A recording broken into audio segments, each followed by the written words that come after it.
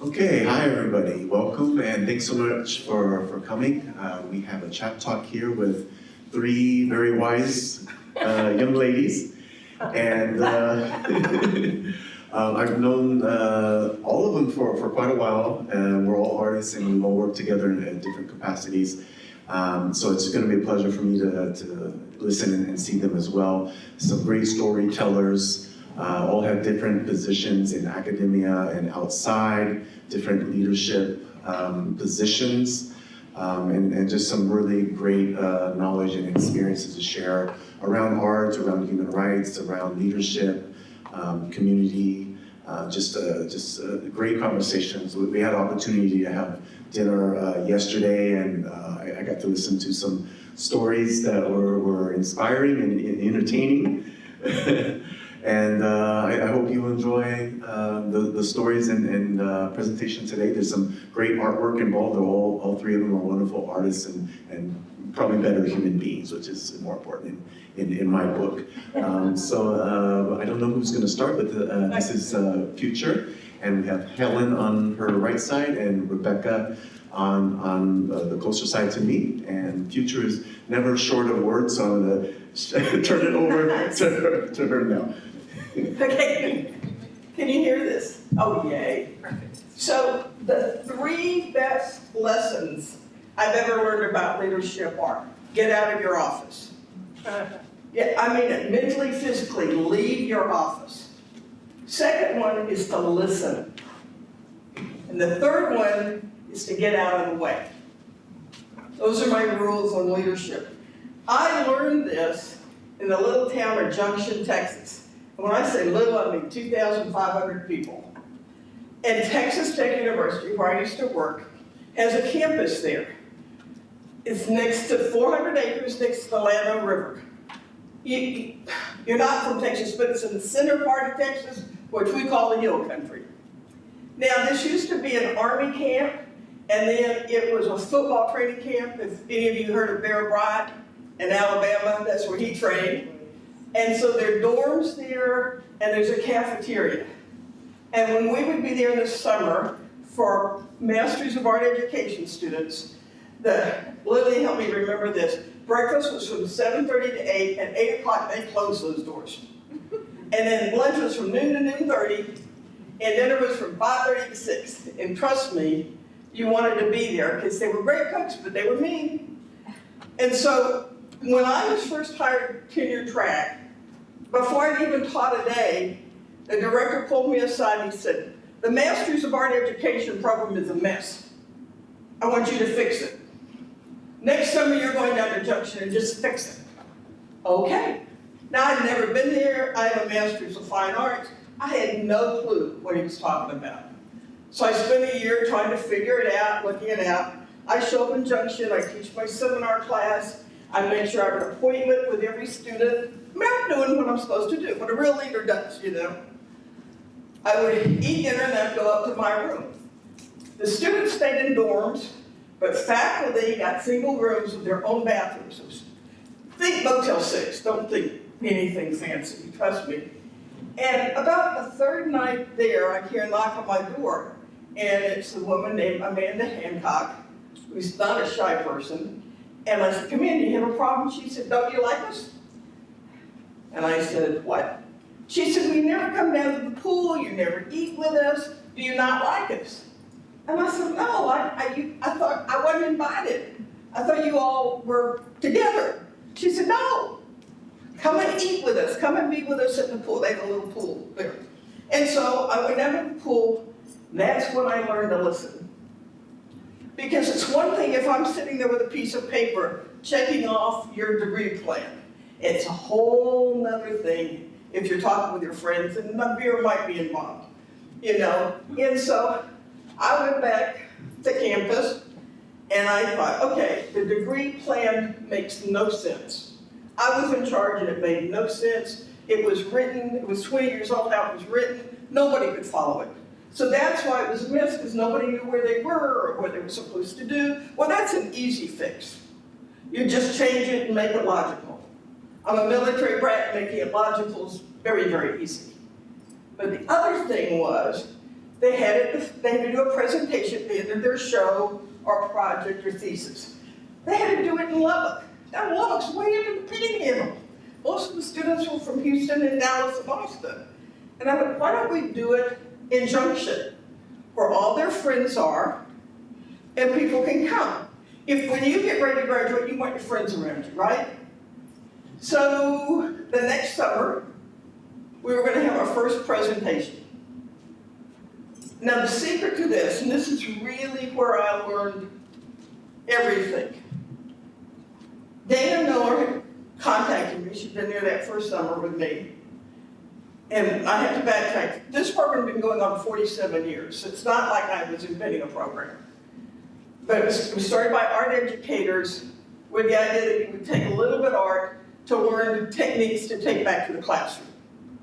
Part of my thinking coming from MFA program was I wanted, and I respected because I've been a public school teacher, these men and women, they wanted to do art.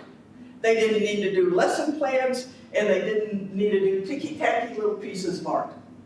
They wanted to do real stuff. And so I was ready for anything, and I told them that. Dana had contacted me and said, I kind of want to do a project, and how do I go about it? And I said, well, you document everything. Tell me what you want to do and document the ups and downs and everything. Give me a couple references. That's what you do. You know, it needs to be about 20 pages long. I gave you a basic outline. I got out of the way. Dana was a farmer's wife. So before Junction was 3 weeks long, the classes were 3 weeks, 2 weekends. Before she came, she cooked all the meals for the week, did all the laundry, made sure her husband was okay. Our classes ended on noon at Friday. She would drive back home to East Texas, cook for another week, do all the laundry, right? But in addition to that, she was taking her mom to chemotherapy for cancer. And so at the place where her mom was getting treatment, there was a small garden called the Garden of Hope. And her mother loved sitting there. Just a small place with plants and some murals. Just a place, if any of you have gone through a heart disease, where you can breathe. A moment where you don't think about what could happen next. So that's going on in Dana's mind. And then she remembered seeing murals in the subway of New York City. And this is the beauty of art. All of those of you and how you do your art is that we have these different little things floating around. Then back at her school, she got a notice, she'd been teaching 25 years, not to count this kid absent because he was the sole caretaker for his mother who was going through cancer. And he'd be missing 1 day a week taking her to treatment. Then there was another kid that had just moved to town, don't count him absent, because both his parents died of cancer and he's living with an aunt. Then there was another little girl that was going through a mother going through cancer. And Dana said, whoa, this is too many. And she said, I've got to do a Garden of Hope. And she had a typical little triangle school where the inside is bare. And she said, I'm going to do a Garden of Hope. That was it. That's how the creative forces came together. She got the kids to agree. They came up with a design of trees. It's going to be part mosaic, part painting, but she knew she needed plants. I knew we had a brand new student in the program out of agricultural design. And he loved schools. That's why he wanted to get a master's of art education. He wanted to work with schools. So I introduced them. Ryan went to her school, figured out where the sun was and the water was and native plants and all that, and gave her a blueprint. Free. He was here. I want to help your school and your healing garden. Now, her report, and when she gave this report, it was a full house. All the scientists came to this. Junction is also a field station for biology. Every student came, the cleaning staff came, everybody, because they wanted to see what a presentation was like. Dana knew she had hit on it. One day, project wasn't done yet, 2 young girls were sitting at a table out in the courtyard, still bare, and one little girl was crying, and the other little girl just put her arm around her and said, come with me to the art class. We're building a Garden of Hope and you'll feel better if you see what we're doing. And she knew she had done it right. And that's the power of leadership. Get out of the way. I couldn't have thought of that project in a million years. It was from her heart. Now, when she gave her presentation, there wasn't a dry eye in the place. Men, women, all ages were crying because they knew the power of following your heart. And I thought, okay, she has set the bar for us. But more importantly, she set the bar for you to have your heart and follow your heart. So my job was done. My leadership was done. Because I said, this is what it looks like when you trust yourself and your art and you become your own leader.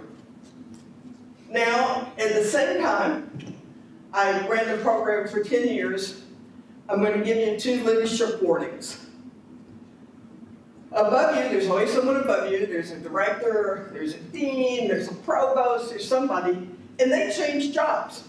You get new ones in that you don't even know about. They may not like your vision. It doesn't matter how successful the students are. It doesn't matter how much money you've raised. It doesn't matter if you're nationally recognized by the accreditation board. They're going to cancel it. And programs end. And they cancel junction.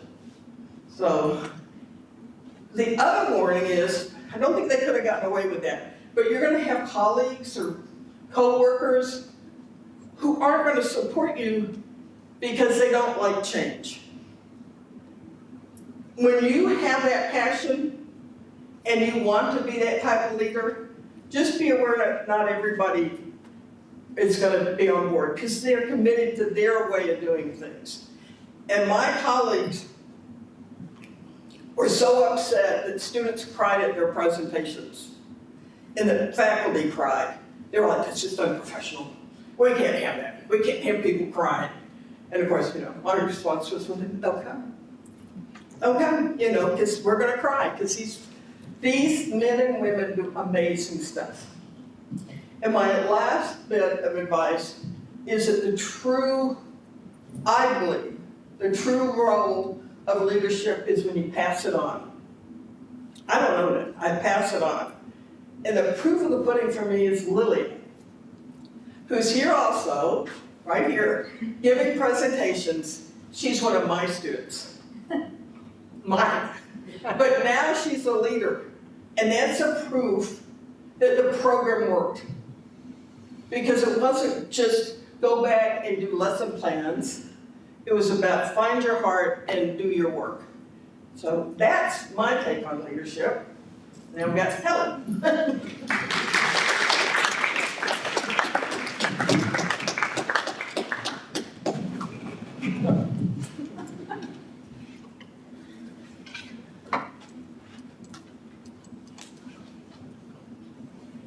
Uh-oh. There we go. Can you hear me? Yes. Yes.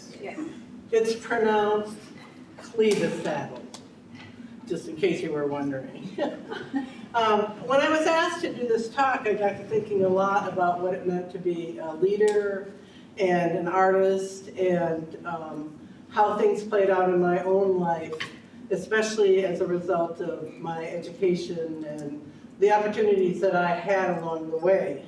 Whoops, and it's moving on its own. Here. Anyway, this is a painting I did in 1990 when I was a graduate student at the University of Wisconsin-Madison. And I had just decided that I was going to use the arts to invent myself, to figure out who I was going to be as a person in the world now that I'd found my way back to education. Because originally I'm a Wisconsin farm girl. I grew up on a grade B dairy farm where, they did try and have sons, but they had 4 daughters. So I grew up with the feeling that perhaps I was not exactly what they wanted. But I did have a family that was super, super supportive of the arts. They thought that being an artist was a great step up from farming in terms of the economy. And interestingly enough, it turned out it was a little bit. And so I was encouraged to be an artist along the way. And I went away to art school at 17, and the only private art school in the state of Wisconsin, and called Layton School of Art. And I had a scholarship, I did very well, I got great grades, and I dropped out in my sophomore year because I did not feel like I belonged there. And it took me, I can't believe how long it took me to figure out that one of the reasons I didn't feel like I belonged there was I didn't have one single woman artist as a faculty member, and there were no artists of color as faculty members either, and neither were there women or people of color in the curriculum. It was just, I had been accidentally taught that only white men could be artists. Now that's what, my teachers were wonderful, but they didn't realize that that's what they were teaching me. This was 1971. A few things have changed since then. But nonetheless, I dropped out and went home and started a house painting business called Painted Ladies, and did that for a number of years. Now I'm an artist, 50 years down the road, and I'm best known for my paintings of women-centered subject matter and environmental issues. But back then, I was not clear on where I wanted to go, what did it mean to even be an artist? What did artists make art about? How could you be an artist? When I went home I dropped out of college and went home and just started painting houses during the day and making my art at night, trying to figure out what it meant to be an artist for me. Now, as time has gone on, I believe in tithing my time to organizations that matter to me. And one of the things that later on down the line, I became a member of the Wisconsin Arts Board. It's the state art agency that brings funding into the state. The NEA gives them a certain amount of money, and the state legislature gives them a little more. And as a result of that, I learned a lot about the place of the arts in the economy. Yesterday, we did a talk for students, and one of the students asked, what do you tell your parents when you want to be an artist? Because they're a little worried about it. They're not sure that you might want to be able to make a career in the arts. And this was not untrue for me either all those years ago. And so one of the things I learned by being a member of the Wisconsin Arts Board is that the arts are actually 4% of the United States economy. There's more money in the arts than there is in agriculture in the United States, than transportation or utilities.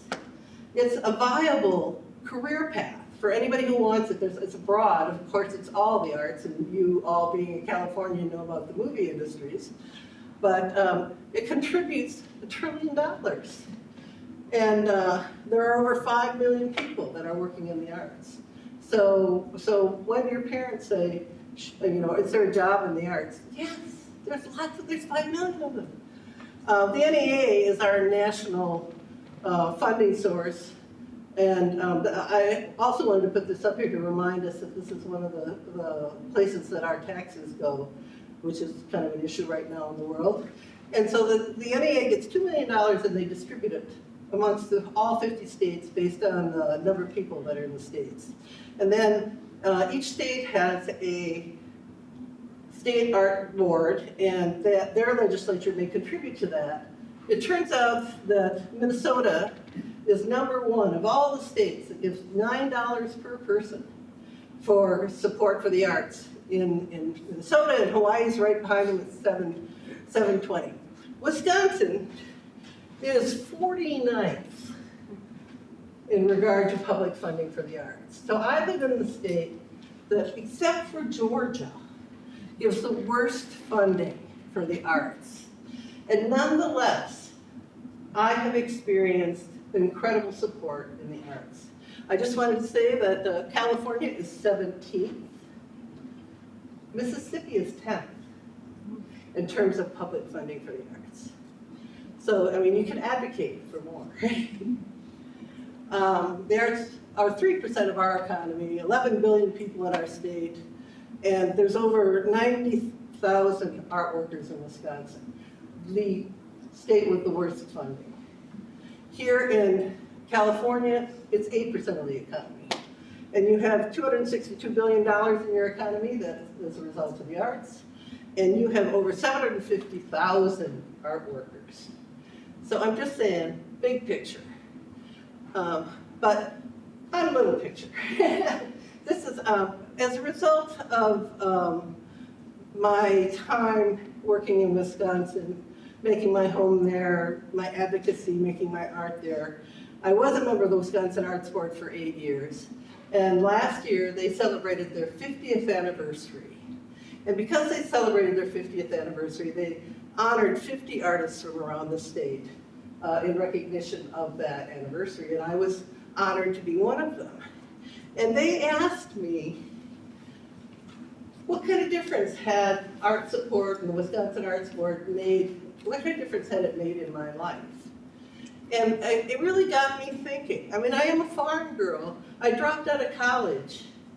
I was painting houses, which I was pretty good at, but I was painting houses. But then I had an opportunity to apply for a federal grant, which only lasted for 2 years, in 1978 and 79. It was a CETA grant, and it was a comprehensive employment and training grant for artists. They paid me for 2 years, full-time, to be an artist painting murals for an organization in Wisconsin called Central Wisconsin Center, which was and is an organization for extremely developmentally disabled people. And so I created beautiful images to be in the institution, and they also set it up so I had a studio there. And so the people that lived there, and also the people that worked there, could come and watch me paint. And I spent 2 years doing this, and I could tell you whole stories about that, but I won't. But what was most important about it to me is I got an experience of working full-time in the arts when I could never have imagined that that was possible, and it made me go back to school because I wanted it to keep going. So I went back to school as a 28-year-old, retread, started over as a freshman, went on and got a Bachelor of Arts and then a Master of Fine Arts with certification in Women's and Gender Studies, because that helped me develop the vocabulary to understand what exactly had happened to me along the way. And I started an academic career as a teacher, as an art teacher. And I started it with an absolute commitment to teach like I had never been taught. And by that, what I mean is to create curriculum in a way that made sure that whoever took classes from me, whatever their background was, whatever their cultural background was, whatever experiences in the world were most important to them, that I taught in a way to find a way for them to be able to put themselves in the curriculum, either by identifying other artists or creating an approach to making your own art that validated your own living experience. So I spent a long time on different kinds of ways of teaching and curriculum. And that's been my whole life as an academic teacher, in addition to creating my own art. I'm best known, as I mentioned, for large-scale watercolors that look at women's lives and also look at the environment.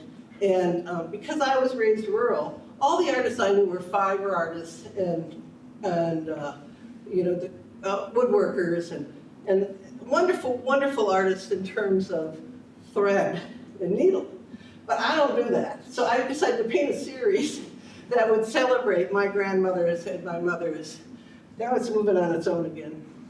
But basically, that's a 20 by 40 inch watercolor. All right, I'm gonna make this go back just to see if I can stop it. There we go. All right, and so along the way, as I mentioned, I tithe my time to organizations that do good things, and there's a national organization called the Women's Caucus for Art.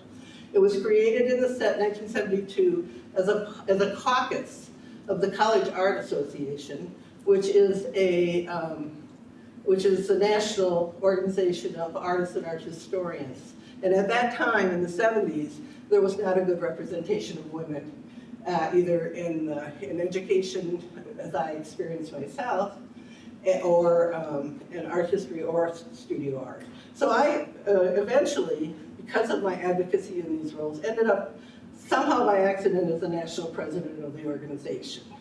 An organization that has chapters in many of the states. In fact, that's how we met. Well, I wanted her on my board. And I was honored. I was the national president from 94 to 96. And it happened to be the year, 1995, where there was a world conference on women in China. We went to the NGO. I took a delegation of 100 artists from Canada, the United States, and Mexico to participate in the NGO forum that accompanied the non-governmental organization forum that accompanied the the UN conference on women. And with the global goals for sustainable development as our organizing theme, and human rights. That was a conference that Hillary Clinton was very famous for saying, human rights are women's rights are human rights. And so I saw that and had the experience of meeting women from all over the world, 35,000 women in Beijing, China, coming together to talk about advocacy for women and women across the world, across media, and all areas of sustainable development. And the arts were represented. And I can't tell you how many of the women in these delegations from all over the world, how many of them paid their way to the conference by selling their art. There were big bazaars there where people would have things for sale because that's how they were supporting their presence there. And I also learned a lot about privilege at that time because our little, very poor arts organization from the United States had more delegates than many countries because we just had more money. And it was very, very, very. I also saw Ronald McDonald get trampled but that was another thing. All right, so in terms of reflections on a creative journey, I would go on. I was an academic. I was a professor in the arts for a decade, and then went on to become a administrator in higher education, working with women and gender studies programs all over the state of Wisconsin. There's 14 universities and 14 or 12 two-year campuses, and there were women's studies programs on all of them, from very small to very large. And my job was to coordinate in a way that helped them be advocates for each other. And as an artist, women and gender studies and LGBT studies and ethnic studies, it's all very interdisciplinary. But because I was an artist, one of those disciplines often represented, always represented, was the arts. And so I would do statewide conferences that turned into national conferences where people would come together and look at the entire span of the world, but through the lens of women and gender, and as well as other things. And so this, I will say, organizations should hire artists because to help with the visioning, because we're creative thinkers, and we can imagine big things, but we can also get it done because we know how to make it work. Anyway, I did that for many, many years, and I painted while I was doing it. And then toward the end of my career, I also became the director of something called the Wisconsin Regional Art Program. And that was a unique program in Wisconsin from the 40s to the present that encourages amateur artists across the state to engage in creative life. They stage shows all over the state, and then do competitions. And anybody interested in developing a program like that, I had the honor of going across the state, meeting artists from 18 to 80 that were carrying on vital art lives. As the only issue was you had to be an amateur. You couldn't be a professional artist. But they defined amateur as, do you make your living as an artist? Well, let me just say they were all professional quality artists, but not everybody they didn't make their living in the arts because the arts represented other parts of their lives. Nonetheless, it makes for a vital creative state. And that too, in terms of that kind of programming being supported, was on the level that it was initiated by university, UW-Madison. And the idea was to help citizens engage in the culture across the state. It made for a healthier state culture. And it's ongoing today. And then I retired in 2018 to continue my art. I still tithe to different organizations in terms of my time. But I did go work with the Wisconsin Arts Board and get trained as a workshop provider for artists to help them figure out the business of art. Because now I was going to be a solo entrepreneurship artist, and I needed to know how to do it, so I might as well figure it out and then share it. And there's a number of places around the country, including something called Springboard for the Arts from Minnesota, which is #1 for funding for the arts, that has curriculum on how to be an entrepreneur as an artist. So now my own art focuses primarily on environmental issues. I was doing this all along the way, but now the last few years, I've been very much focusing on climate change as an issue. Because as a leader, as an artist, you can be a leader and a thought leader with your art too, and you can reinforce the arts. There's let me just go back for a second. This is the Lake Superior ice melt. And it's a 5-foot tall watercolor about this wide. And all of the blocks have images of cold water dependent creatures, cold weather dependent creatures that are no longer going to live in Wisconsin if it gets too warm. And so as the ice melts, so does their presence in our state. So anyway, that was one of the themes. I've done other ones on the passenger pigeon, 100-year anniversary of the extinction of the passenger pigeon, that kind of thing.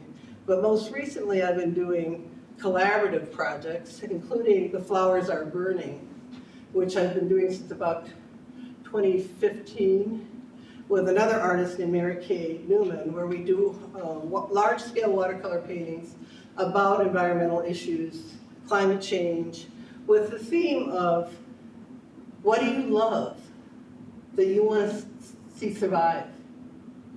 And encouraging people to connect there. Everybody can't do everything. So pick the things that matter most to you and work on them. And so what do you know that needs protecting? What used to be abundant that isn't anymore? Then when we started this, we were still convincing people that climate change was happening. I don't think that's an issue anymore. I think now it's like, uh-oh, now what do we do? So this project is both a traveling exhibition, but it's also a website with information where people can go and share mostly about other arts projects. So if you're aware of climate justice-related arts projects and you would like us to list those on the website, send me information about it. It's at theflowersarburning.com. Talks about pollinators and the bees. Where are the bees? The bleaching of the coral reefs. What we do is we do this exhibition, we lure people in with the beauty of the painting, and then we have explanations on the tags that talk about the issue, what's happening, and what can be done about it. My most recent work now is a solo show I'm working on for this summer called Pollinator Effect, and I'm focusing on prairie watercolors. It's based on the idea of the butterfly effect, little butterfly wing. Well, this is pollinator effect because we need the pollinators if we want to eat. And so my current work is all about that same subject, milkweed, paintings on all different sizes on canvas and watercolor paper about the relationship of native plants and pollinators in prairie ecosystems. all year round. Where I go in, I research the relationship of the plants and the birds and the insects, and then I use that's my excuse, and then I create paintings around the subject. Working with things like prairie enthusiasts. There are a lot of people out there, a lot of scientists out there, and I forgot to mention that with the flowers are burning. My collaborative partner there, and also on this project, we talk to scientists about what they most want people to know. And they appreciate artists who are willing to come and help translate that information in ways to get it to the public so people really understand what's real and what they can do. Because you still can do things. Including recognize that a prairie fire is very destructive, but it also can be an image of renewal, because after the fire, the new grass, the new plants grow, the native plants stay. There's a project out there now called the Homegrown National Park, and that's really what a lot of I'm talking about in the work is about. You can just planting a few native species, even just in a flower pot, can make a difference. So follow up on that on their website and join the cause. Help us keep the pollinators. Okay, I'm going to stop there. Thank you.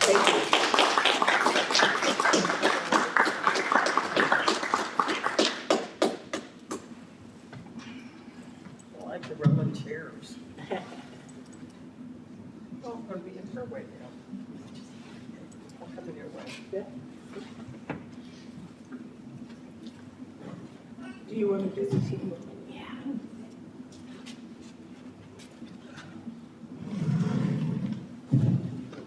Hi.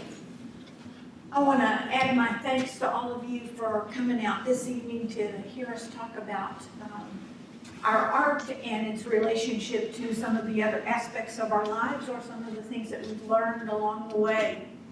I'm going to talk a little bit about leadership as artists' work.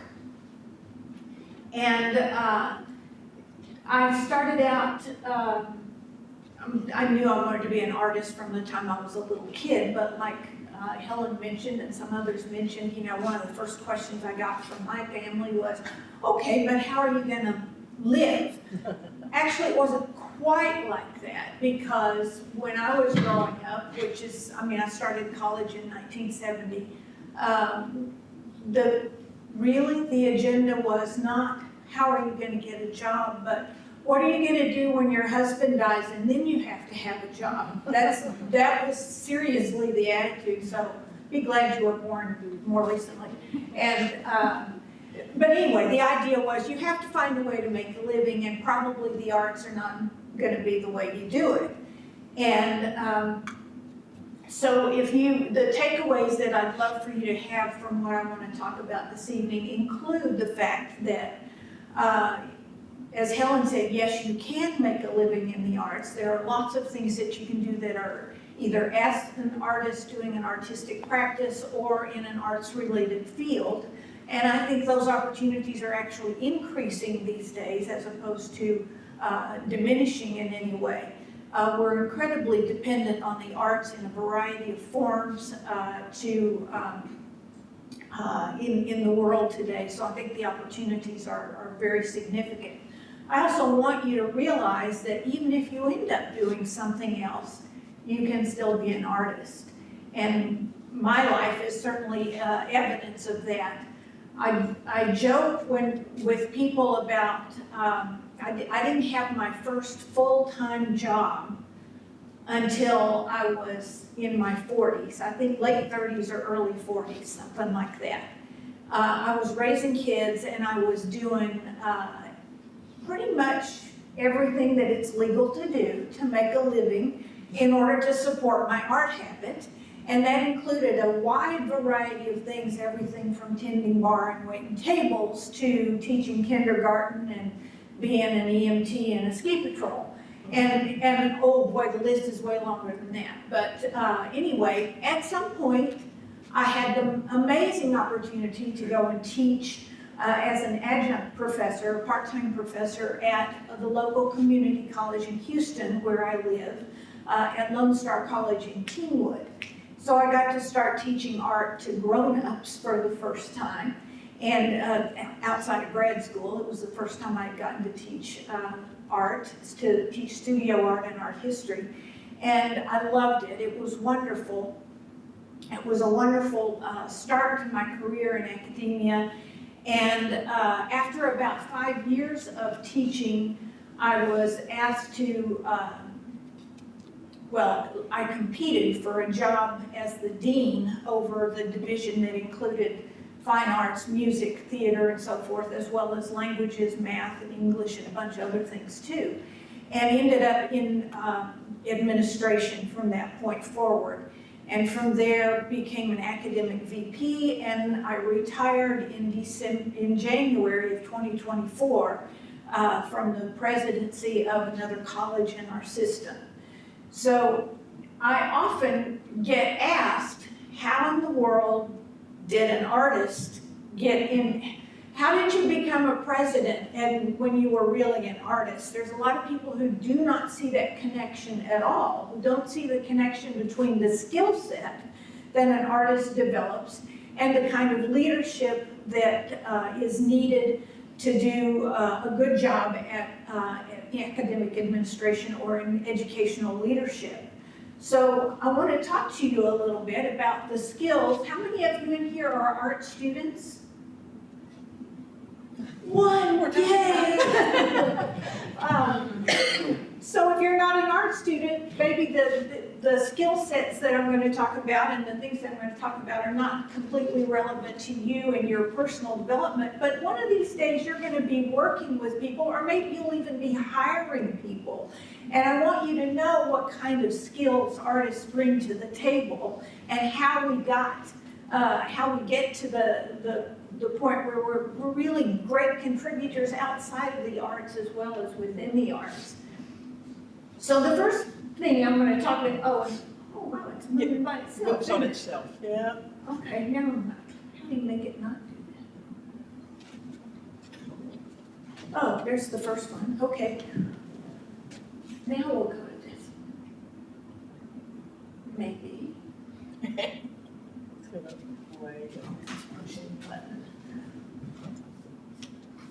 Okay, so the very first thing is the acquisition of skills for making art. So if you're learning how to play the piano, if you're learning how to play the cello, if you're learning how to sing, if you're learning how to paint, if you're learning how to sculpt or make prints or whatever, it takes a long time to develop the skills to the level where you can work as a professional, where you feel comfortable showing your work. So that skill development, I think the process that we undergo to learn bit by bit to do the kinds of things at a skill level, to learn the craft, is probably an excellent practice for all of the things that you're going to do in leadership or in a job of any sort. You learn the patience to acquire a skill and to hone a skill that is, that goes beyond an average level.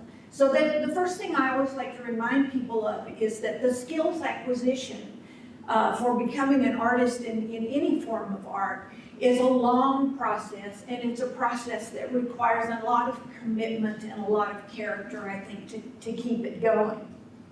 There's a lot of failure in the learning of artistic practice before you ever get to mastery. And even when you get to mastery, there's still some failure every now and then because things don't always go as planned. Those things are great for character development and they're great for leadership development. So it's one of the things I like to remind people of, that mastery eventually is something that maybe you have fewer failures along the way, but it's still something that grows over an entire lifetime. So you learn a process of development that lasts an entire lifetime, even after you become what most people would call a professional. Okay, I don't know if this is going to work or not. We'll see. And by the way, the pictures that are up here are just, you came to an art talk, so I thought you should see some art. And so these are some of my pieces. The second thing is the idea of the design process. So there's when you become an artist or when you're in visual arts, you learn design principles and design elements and so forth. But what that's really about is what happens when you make your first chip into it with a chisel, or your first indentation in a piece of clay, your first mark on a piece of white paper. Everything that you do affects everything that happens after that. You start with a blank canvas or a blank piece of paper. I'm a two-dimensional artist, so I start with a blank piece of paper. And the first mark that you make affects every other mark after that. And the next mark affects everything after that. And the next one affects everything after that. Even if you think you know what's going to happen, every time you make a mark or every time you make a brush stroke, it changes the sequence, it changes what happens next. So you learn to balance elements, you learn to improvise as you go, because it might not go the way you thought. So that whole design process becomes a process of bringing disparate elements together into some kind of harmony. Well, that's what leadership is all about. If you're an inclusive leader, you're learning how to bring elements that aren't supposed to fit together, or that you're not sure how they're going to fit together, into something that works cohesively and harmoniously. And it's not really metaphorical. The art part of this is not metaphorical at all. That's really a literal process in bringing people together and in bringing processes together. There's this kind of going along with that, and very much related to that, is the dance that you have with your materials. I said the first mark that you make affects everything else after that. Most of the time when you start a piece, you have something in mind, either a really detailed plan for what you're going to do, or even a general notion of what you think is going to happen on the page or in the clay or whatever. That is not how it usually goes. As soon as you start working with your materials, even when you have mastery of your materials, the paint has a mind of its own. The viscosity isn't exactly right to do what you thought it was going to do. The chisel hits a little too hard, or the acid burns a little too deep on the etching plate, or whatever. I don't care what it is. There's suddenly something happens that is not what you planned on. So you have to learn to dance with your materials and with your art tools. And that dance brings you to not only a level of patience, but it brings you to a level of comfort with a change of course that I think is an excellent workplace skill. It's an excellent leadership skill. It's an excellent people skill. So it's something that if you're committed to your artistic practice and you're really willing to work through that over the course of learning mastery, you're learning a skill that applies to many, many other scenarios and arenas. One of the things about learning to become an artist, well, I keep doing that. Actually, any of the arts, whether it's music, theater, not even the arts, not even just the arts, becoming an athlete, becoming a high-level athlete. One of the things that's characteristic of the training and development in those fields is that your successes and your failures are very public. When you're an artist, you make something and you put it on a wall or you put it on a pedestal, and it's out there for everybody to see, and suddenly you feel a little naked when the first few times that happens. If you're a singer, just sing in your shower, you have to get a microphone and sing in front of a lot of people. If you're a pianist, you got to do that in front of people. So that, if you think about the kind of accountability for the product that you create, for the process that you undergo, it's very, very different when what you put is out there in public. And you learn a different kind of accountability, I think, than you would otherwise, and if you don't have to do that. It's a little different even than just workplace performance, because everybody gets evaluated in one way or another in a workplace. But I think for artists and performers, athletes, it's a little bit different nuance in terms of that kind of public accountability. I remember, and you guys probably remember this as well, even back in art school, many years ago, it was like this. Thankfully, I don't think it's like this in very many places anymore, but I can remember some of the first critiques in art school. Okay, they're laughing because they know exactly what I'm going to say. I remember one of my art professors, for example, in I think it was a drawing class. It was either a higher level drawing class or a painting class. I don't remember which. Anyway, we had an assignment. You got finished with it. Everybody had to put their thing up on the wall for everybody else to see, and there was a critique. And the professor was a smoker. Back then you could smoke in class, believe it or not. And he walked up and down the row looking at everybody's stuff. And he took one of them down and lit it on fire. And he said, "Who's next?" You know, it was kind of one of those deals. And I mean, he proceeded to go through and just shred them, either literally or figuratively, with, you know, how they didn't measure up to the rules and the standards that he thought we should have mastered at that point. And, you know, I think there might have even been an intention on his part to run a few people out of that class, you know, to, you know, maybe you don't have what it takes, you know, to run people out of class. And again, fortunately, I don't think too many people teach that way anymore, hopefully not. But that was pretty par for the course back then. So when that happens to you, you're either going to sink or swim for sure.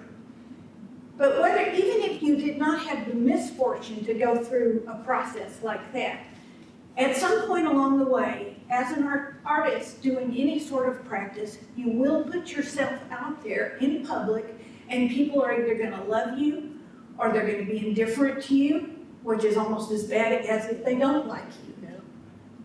I remember my first negative review. I thought, what an idiot. How could he say this? What a horrible thing to say. But you put yourself out there. Well, learning how to deal with that, learning how to know who you are and what you're about and what your practice is about, independent of what anybody else says, is an incredibly important development in your life as far as becoming a leader, becoming an artist, becoming a person. And it's, it's a kind of a trial by fire thing in the arts, I think, but it happens everywhere. So, let's go to the next picture. There we go.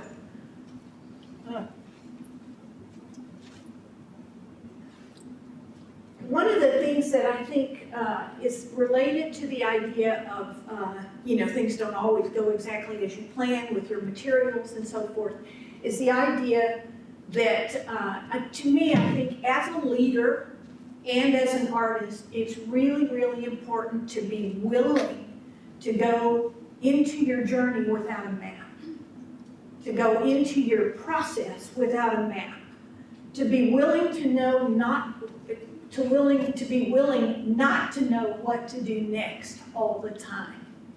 For me, and this is true both in my leadership, in academia, as well as my artistic practice, it's important to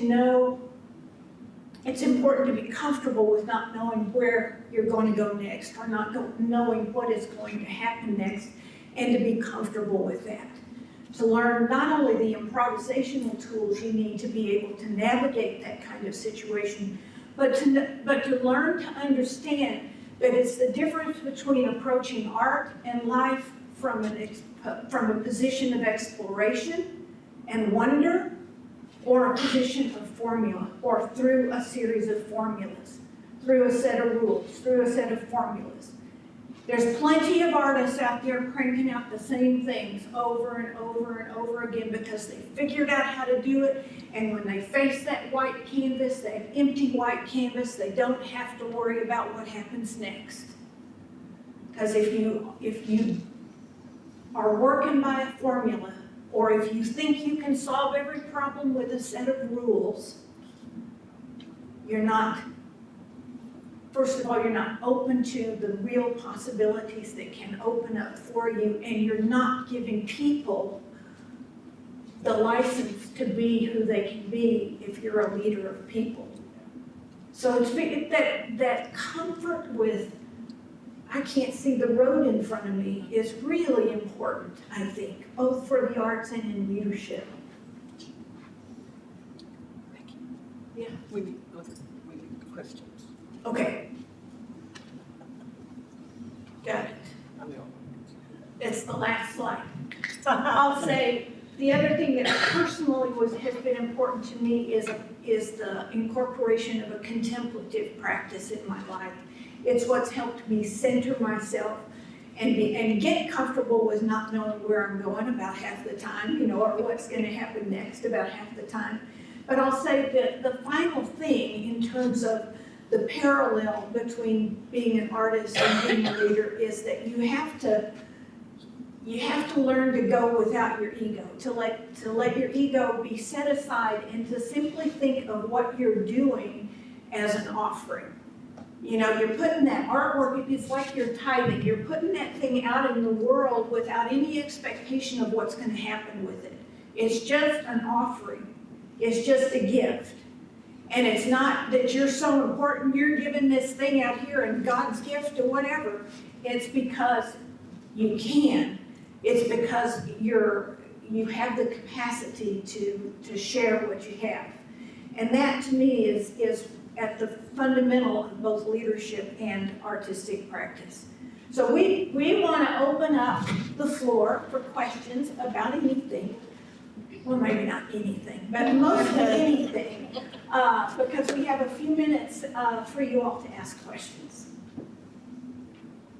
But not all at once.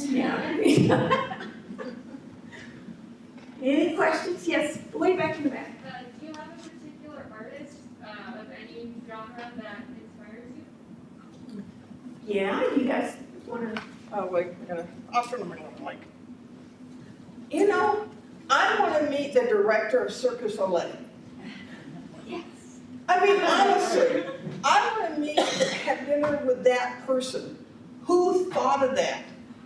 Who saw a circus that way and the music? Because for me, it's that magic that inspires me. And so my minor was art history. I like it all. Georgia O'Keeffe was the woman I followed. Frida Kahlo because of her power. But it's really that spark of Circus Soleil that inspires me today. Do you have a favorite Circus Soleil? The one that speaks to you the most? But it's not the Elvis one, which I just thought was too corny. What was the one, I listened to the music all the time. Anyone that is French sounding. I love the concept of the sad, squeeze box playing. I just can't remember the names, it stuck to me. And the water, one that had water in it. What was that one? Oh, Yeah. Oh, yeah. And it was just, I haven't seen it. Have you seen him in person? I have. I've seen lots of them. Was it amazing? Okay. I'd only see it on TV, and I would just stare. I wouldn't even get up to go to the bathroom. It was so wonderful. If you get the chance, I would go see them in person. They're so amazing. Oh, I will. when I taught, I would often turn their music on in the class, you know, because I'd warn my students, you tell me what you want to listen to, you get to listen to my music. And they'd love it. So it's the one with the water in the end. I've seen the water one first, and you should definitely go. It's mesmerizing. How do they, you know, mesmerizing. So you sit in the front row, they splash you, so. Okay, I'm listening to the front row. I think for all artists, is how do you combat artist fatigue, burnout, and no motivation, and how do you take time out of your busy day, either school, work, live events, to just take time to make your art? Yeah. Do the art first. Everything else will wait, even if it's 10 minutes. Decide what the absolute minimum amount of time that you're willing to take every day to do it, and do it. So I do 10 minutes a day, by the end of the week I got 70 minutes in. You know, and it turns out that if you in the morning start with just a little bit of time focused on, I don't care if it's a scribble drawing in a journal or whatever, what that does is it puts your art eyes on for the day.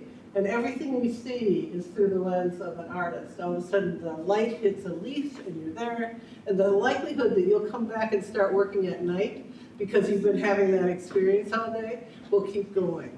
The other thing is never wait for inspiration. Just start. Yeah. Start, even if it's just, there's a wonderful little book out there called Dot. There, start it. Just do anything, because your ideas come by making. It becomes a meditative process, and you engage your body, and then your mind runs free and you start having ideas, and you need to have your journal there to write your ideas down. Just don't do it when you're driving. Yeah. Thank you. I would also add that it is okay to take a break now and then. You know, I think we are not very good at taking breaks in this culture, you know, as far as our kind of workaholic mentality that we have. But it is okay to take a break, but you have to be careful that that doesn't become the primary, you know, that you don't make a habit of avoidance. I'll just say that. Yeah, and it's, you know, go look at other people's work. You know, no artist works in a vacuum. You know, go look at other people's work and get inspired. But sometimes you really do have to rest from it and then come back to it. And what I told the students yesterday, you have to have a place to work. So even if it's just a corner of a table, a little TV tray, that ensures that you can leave something out. My sketchbook is just words, not like poetry or anything brilliant. It's like 2 leaves, the red leaf on the concrete. It's little tiny reminders of what I want to do. And in that place called Junction, one of the things we did, I always taught a seminar class, but I made sure we had a bigger classroom, not with a little desk, and everyone set up a studio in that space. Because what I learned from the students is they wanted to make art. They didn't care if they were in an art class or not, they wanted to make art. So I said, bring your own supplies. Helen came and did a workshop. I always made a piece of art there. And at night, we watched the glass floors. And as Becky said, there is nothing more fascinating than watching the glass floors, or the clay guys doing a raku, or they also had a pizza oven. They built a clay pizza oven. You know, I mean, go and see other people and let them energize you. But if you don't have a place to work, even if it's just a little place, It gives your body almost a cue, you know, Yeah. that habitual sort of cue. You're back in that spot, you know. So I think that's really helpful. I also want to put a plug in for a book that came out last year called Your Brain on Art. That's a good And it's a wonderful book that brings together all of the scientific studies of the effects on your body of the arts across the disciplines. And I mentioned this yesterday, but essentially it's the more art you make, the better it is for you, and it doesn't have to be good. Who else? Yes. I was just wondering, how do you deal with like rejection and wanting to continue to like practice on your craft and stuff like that? Can I start? So here's my favorite story on that. I live in Dallas now, but I lived there before, and I was part of a big sculpture exhibit, outdoor sculpture exhibit. And being a typical West Texas girl, you know, I was with a friend walking the site. He said, well, Future, you don't have to do the whole site, you have to do one piece. I went, I have to do the whole site. You know, and so I did 12 pieces for this one show. And at that time, Dallas had 2 newspapers, 2 art critics, 2 newspapers. The papers came out, I made the front page of each art section. One, the critic said, if I see another one of her pieces, I'm gonna be sick. I am so tired of her work. The other critic said, I've never seen anything better. And so I learned real quickly, there's no control. This same pieces, same daylight, everything. Someone's gonna like it, someone's not gonna like it. I liked it. And when you just have to keep going. And I always remember that. There's one critic that's gonna tell me it makes him sick, and one critic that praises it. You know? Another book called by Helen Langer. She's a psychologist. It's on becoming an artist. And she essentially says, ask for neither praise nor criticism, because you're your only judge. But it does true. You do end up having rejection sometimes, but really, It's not like it doesn't hurt when it happens. Yeah. But you do want to make sure that if you're asking for feedback on your art, that you do it from people that you respect their art. I mean, if you don't like somebody else's art, don't be upset if they don't like yours. Well, Don't listen. Yeah, and I'm gonna quote the late, great Luis Jimenez. I don't know if y'all know his work. He did Yeah. great guy. He's a great guy, fun guy. And he would tell you, he said, first of all, live where you want to live. He lived in Hondo, New Mexico, in an elementary school. He said, do the work you want to do. He did fiberglass, indigenous pieces. His first piece was a couple having a lot of fun in a Volkswagen, the back of a Volkswagen. It made a lot of scandalous stuff. And he said, show your work to everybody. And if they don't like it, say thank you and go on down the road and show somebody else. You know, but you just, it does hurt. It takes thick skin, but if you like your work,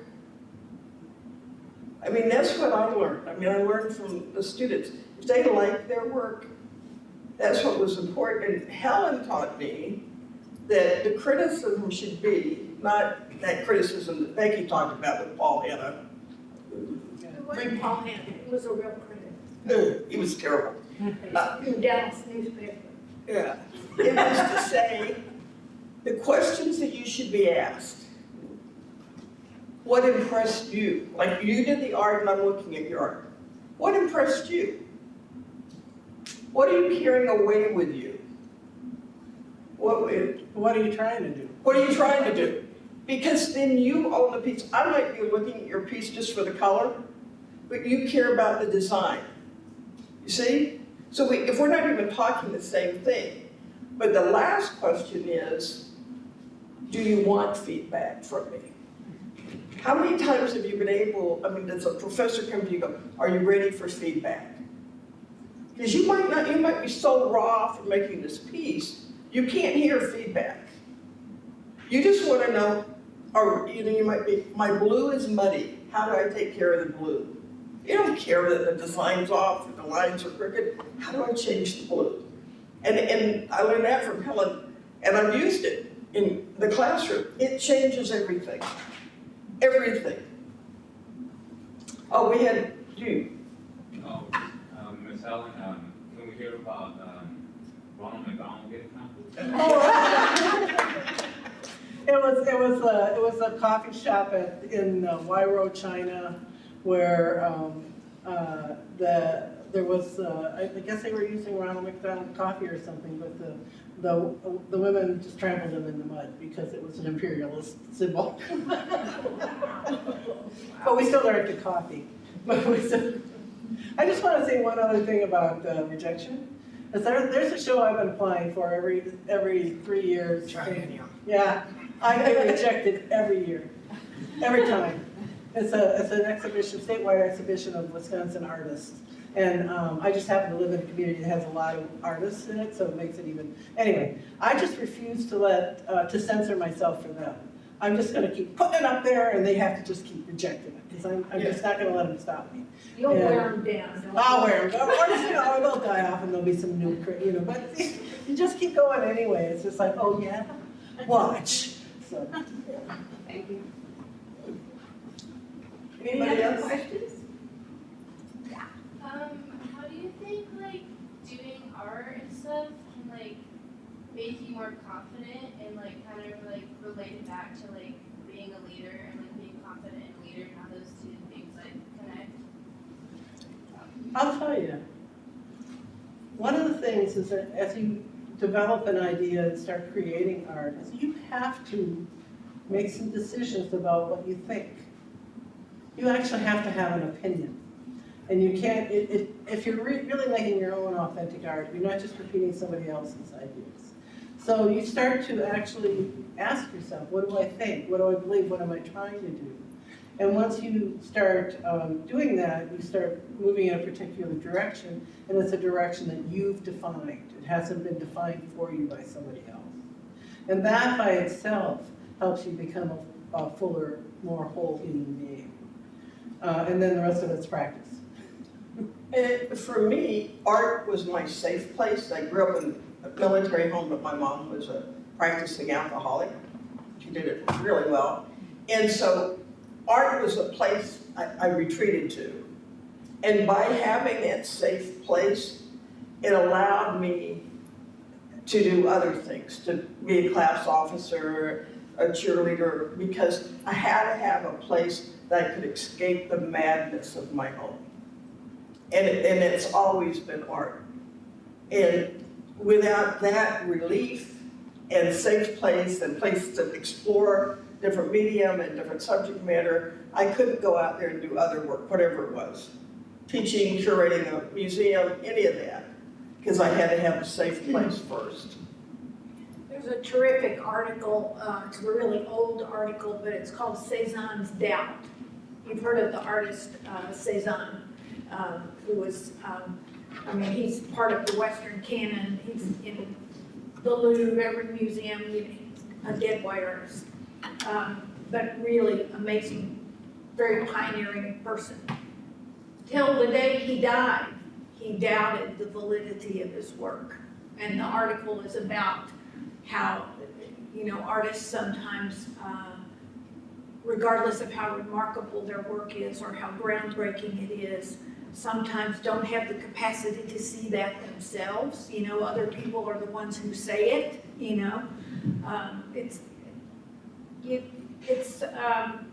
there's not a magic formula for building and maintaining confidence, but I think repetition, making something, putting it out there and withstanding both the praise and the criticism every time. It's not that it gets easier, it's that you get stronger. There's just one other thing too, is that the world isn't better if you don't do it. That's for darn sure. Yeah. The world needs more voices. The world not is fewer. better when you do it. Well, I'm going to go back to your wonderful question. When Becky and I were in graduate school together, and we went to Taos for the first time, and our teacher, do a piece. It's 3 weeks, you gotta get a piece done. And I decided to do a book, a silkscreen book, because I never could come up with just one idea. I had 5 ideas. So I turned them into little pages of a book, made a cover for it, embroidered the cover, and had lace around it. And when I turned it in, the professor said, "You can't do that." It was already done. I handed it to him. And I said, "Why?" He said, "Well, there's embroidery on there." And I said, "I don't have embroidery. I learned in Girl Scouts." "Well, there's lace.